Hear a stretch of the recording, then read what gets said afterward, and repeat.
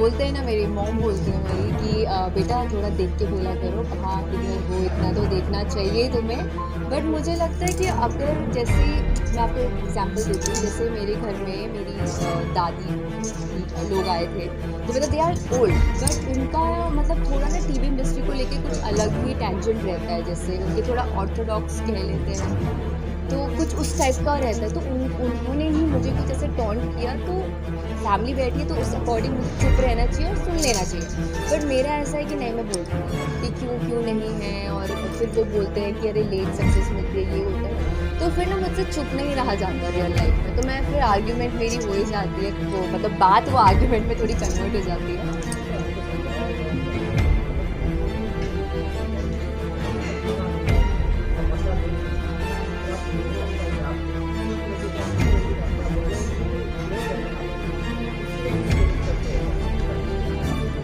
मुझे मतलब मेरा कैरेक्टर, हाँ मैं चुलबुली भी हूँ, मैं काफ़ी स्ट्रेट फॉरवर्ड भी हूँ, तो मेरे लिए काफ़ी इजी है। लेकिन लेट सक्सेस का उससे कुछ रिलेशन नहीं है कि मेरी जो दादी जो भी बोलती थी, ये है कि लेट वो तो यार सबका अपना अपना रहता है कि किसको कब कब सक्सेस मिलनी होती है, वो सब लिखा हुआ है ऊपर, तो मैं उस पर कुछ नहीं बोलूँगी। लेकिन जो अगर ऐसे कुछ बातें होती हैं तो फिर मेरे से चुप नहीं होता, ये मैं कहना चाहूँगी।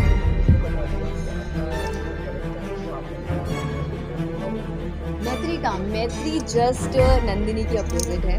वो दिल की बहुत, दिल की तो नंदिनी भी अच्छी है, लेकिन मैत्री थोड़ी मैच्योर है। शी इज़ लाइक, उसको पता है कि कहाँ क्या बात करनी है, और नंदिनी को संभालती है वो बहुत चीज़ों में, जैसे आप शो में भी देख पाएंगे।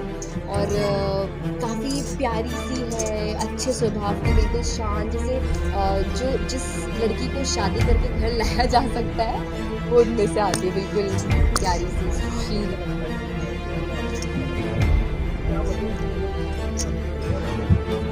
वो आपको शो देखना पड़ेगा, वो मैं नहीं बता सकती, बिकॉज हमारा मेन जो एलिमेंट कहूँगी मैं वही है कि दो इतने प्यारे दोस्तों में जो एक ही लड़के से शादी करने के लिए तैयार थी, ऐसा क्या हुआ है कि वो एक दूसरे को देखना भी नहीं चाहती।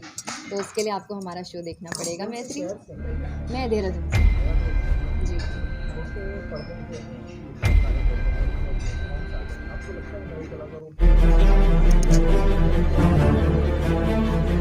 ऑफ कोर्स, अगर मैं वहाँ से उठकर यहाँ तक आ सकती हूँ तो कोई भी कर सकता है। इट्स जस्ट दैट आपका जो फोकस है वो एकदम क्लियर होना चाहिए कि हाँ, अगर आपको ये अचीव करना है तो उसी पे डिटरमिन रहिए, ये नहीं कि आप डाइवर्ट हो जा रहे हैं। क्योंकि मेरी लाइफ में ऐसी बहुत सी चीज़ें हुई हैं कि नहीं हो पा रहा है, मतलब नहीं क्वालिफाई कर पा रहे हैं, कहीं कहीं ऑडिशन देते हैं तो रिजेक्ट हो जाते हैं, मॉक शूट दिया तो रिजेक्ट हो जाते हैं। तो वो जो रिजेक्शन है, रिजेक्शन के बाद भी अचीवमेंट है, उस पर फोकस रखो कि मतलब क्या चाहिए।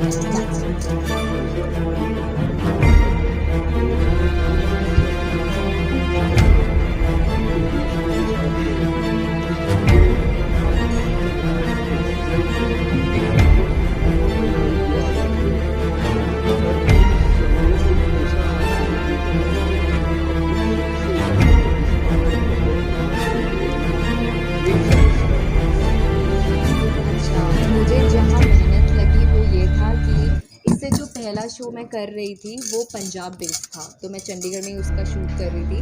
तो जो उस शो में मेरी मॉम बनी थी वो बिल्कुल ही ठेठ पंजाबी जिसे कहते हैं वो थी। तो जैसे ही मेरा शो ख़त्म हुआ स्वरण घर, तो उसके बाद मुझे सीधे मैथिली शो में लिया जाती है।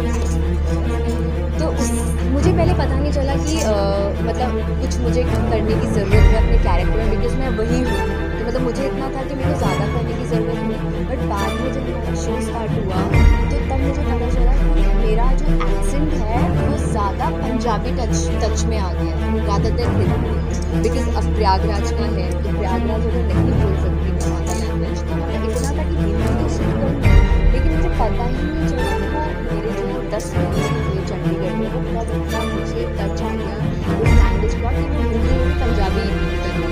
तो वो मेरे डायरेक्टर सर, मैत्री, जो मेरा को एक्टर है आशीष, उन लोगों ने फिर मुझे बिठा के कि जैसे मैं बोलती थी नी, मुझे नी नहीं करना, मतलब नी, तो नहीं की जगह वो नी निकलता था।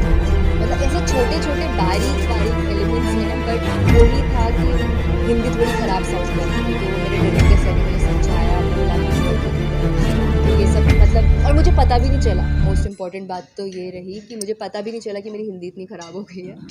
तो हाँ, तो मुझे उसके लिए थोड़ी मेहनत करनी पड़ी, क्योंकि जब टेक होता था तो मैं अंदर से घबराहट रहती थी कि ये लाइन बोलते हुए पंजाबी टच ना हो जाए, वरना वापस रीटेक। तो उसमें मुझे थोड़ा प्रॉब्लम ये भी थी कि जैसे ही स्वरमगढ़ ख़त्म हुआ, मैथिली मिल गया, तो मुझे ऐसा प्रिपरेशन का कुछ टाइम भी नहीं मिला।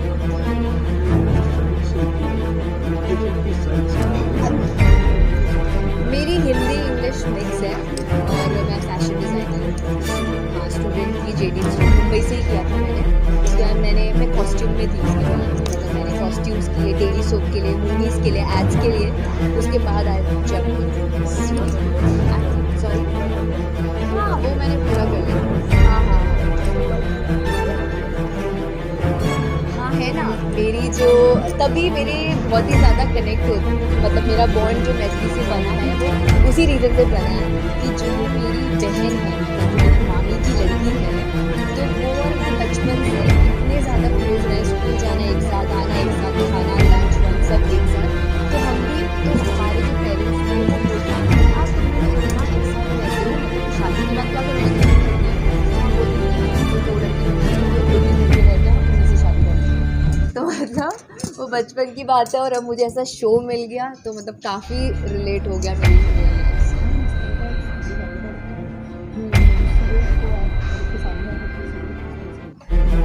उत्तरायण का आई थिंक टेंशन बिल्कुल अलग था। उत्तरायण में आई थिंक जो एक लड़की आई थिंक गरीब थी उसमें से, और Rashmi Desai was the rich one.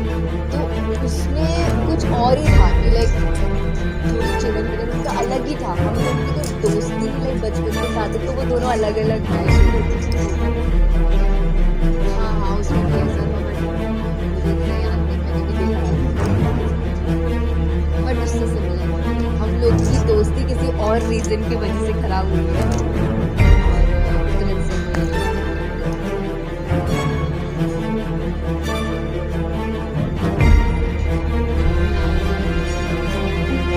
मेरी मॉम मेरे डैड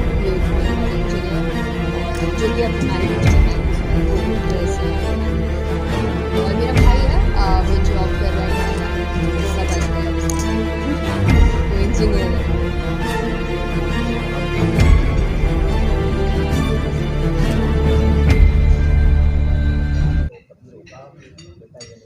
देखिए अब जैसे मैं देहरादून से हूँ, तो थोड़ा ना फैमिलीज़ में होता है कि वो अलाउ नहीं करते, मतलब लड़की को एकदम सीधे मुंबई भेजना। तो मैंने उनसे कहा कि मॉम डैड कि मैं ना फैशन डिज़ाइनिंग कर लेती हूँ वहाँ जाके।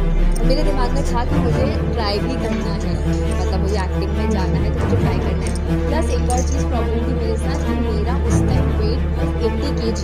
तो जब मैं ऑडिशन के लिए भी जाती थी तो मुझे डिस्क्वालीफाई करते थे, बोलते नहीं you are not fit for the ad या जो भी मैं देखती थी। तो मुझे अपने वेट पे भी वर्कआउट करना पड़ा, डाइट करनी पड़ी, काफ़ी कुछ करना पड़ा। और तो sorry, what was the question again? हाँ राइट। तो फिर मॉम ने मुझे, मतलब डैड मुझे मना कर रही थी पॉइंट में कि नहीं जाएगी, बट मॉम बोलती है कि चलो भेजो, पढ़ने को जा रही है। तो मैं पढ़ने के साथ साथ ऑडिशन में देती थी, पता चला कि वहाँ पे मेरी वर्कआउट हुए, सब ध्यान दिया, ग्रूमिंग की खुद की, और फिर हल्के हल्के करके ऑडिशन के लिए ऑडिशन हाउसेस गई, वहाँ ऑडिशन कुछ फ्रेंड्स मिल गए जो अच्छे थे, जिन लोगों ने मुझे अच्छे से गाइड किया कि हाँ चले जाओ, हाँ चले जाओ। तो हल्के हल्के करके ऐसे ही मतलब यहाँ तक पहुँची। आप लगा लीजिए 80 kg की थी, और अभी मैं अपना वेट नहीं कर पाऊँगी। पर मैं काफ़ी हैवी थी।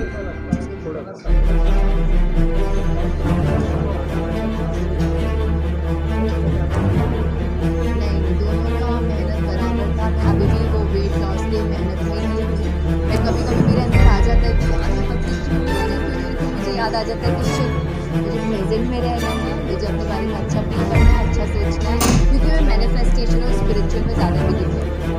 तो मुझे ऐसा जब से मैंने मैनिफेस्टेशन स्टार्ट किया है कि मतलब हर चीज़ के बारे में अच्छा बोलो, अच्छा करो, अपना फोकस जो भी जगह लगा के रखो, जो चाहिए वो मिलेगा, और उसको फील करो, तो उसके बाद मेरी लाइफ में काफ़ी बहुत चेंजेस आते हैं।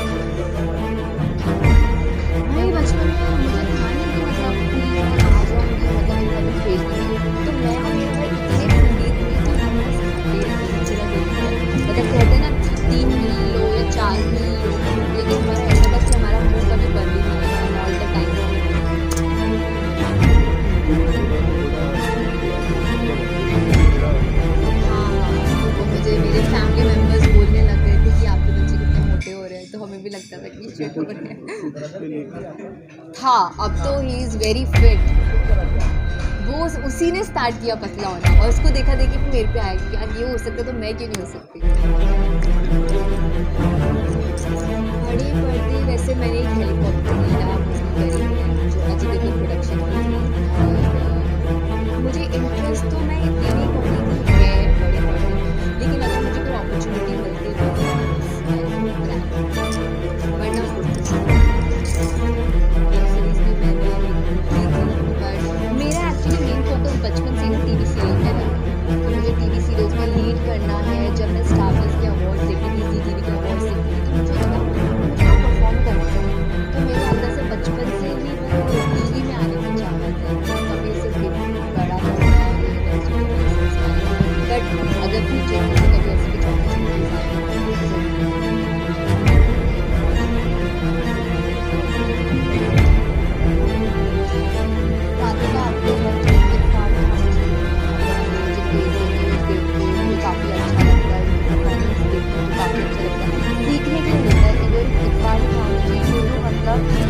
उनके इंटरव्यू से मैं इतनी ज़्यादा मेरे अंदर वो होता है कि मतलब वो इंसान कुछ नहीं था और वो कहाँ से कहाँ लाइक हॉलीवुड तक पहुँच गया।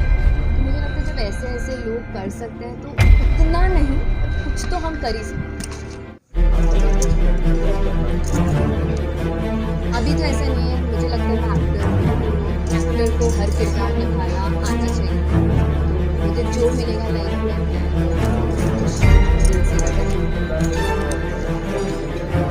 नेगेटिव रहता है क्योंकि सब मुझे बोलते हैं कि क्यूट दिखती हो और फिर जब मुझे ऐसे मुंह और गुस्सा करने के लिए कहा जाता है तो मुझसे होता नहीं।